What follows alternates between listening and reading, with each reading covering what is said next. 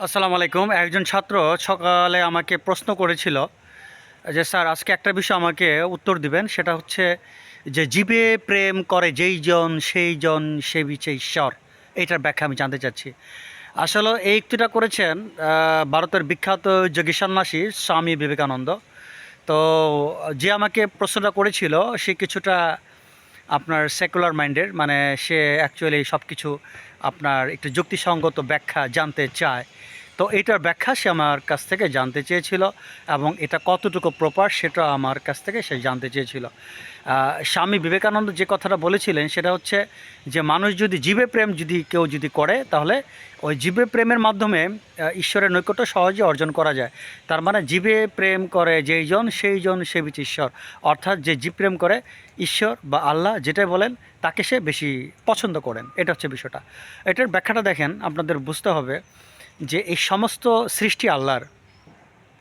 আপনি যদি কোনো একটা শিশু বাচ্চাকে ভালোবাসেন, তাহলে কিন্তু ওই বাচ্চার মা বা বাবা খুব খুশি হন।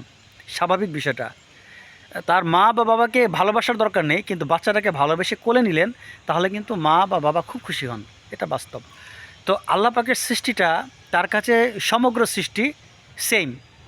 হিন্দু, মুসলমান, বৌদ্ধ, খ্রিস্টান যাই আছে, পুরো জগৎটাই তার সৃষ্টি, এবং পুরো জগতেই তার কাছে সমান। একটা চড়ুই পাখি থেকে শুরু করে একজন বীর পুরুষ পর্যন্ত কোনো মৃত্যুটাই তার কাছে বড় ছোট নয়, সবই তার কাছে সমান। তো এখন বিষয়টা হচ্ছে যে তার সৃষ্টিকে যদি আপনি ভালোবাসেন, তিনি খুশি হন।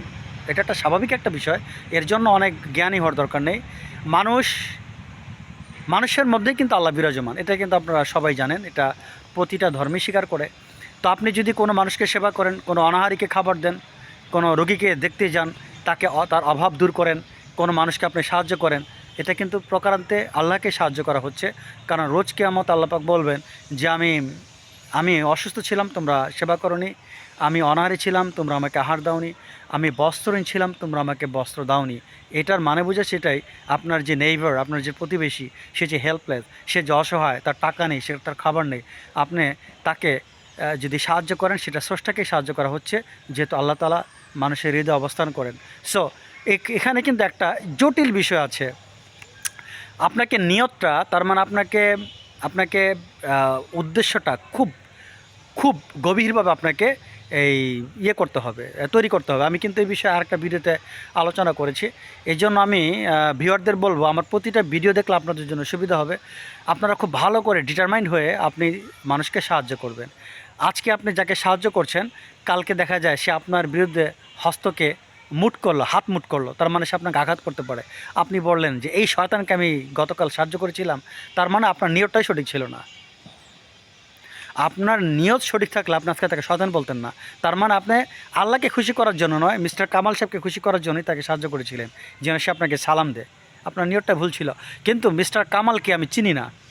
আল্লাহ পাকের আদেশ, তিনি মানুষের মধ্যে থাকেন, তাকে সাহায্য করা বলতে, মানুষকে সাহায্য করা বলতে তাকে সাহায্য করা। এভাবে যদি 100 বার মন থেকে গভীরভাবে নিয়ত করে যদি মিস্টার কামালকে সাহায্য করতেন, আগামীকাল তার পরের দিন যদি মিস্টার কামাল আপনাকে চর মারতে আসতেন, ইট ডাজন্ট ম্যাটার। সবাই ভালো থাকেন। আশা করি ভিডিওটা বুঝতে পেরেছেন। আল্লাহ হাফেজ।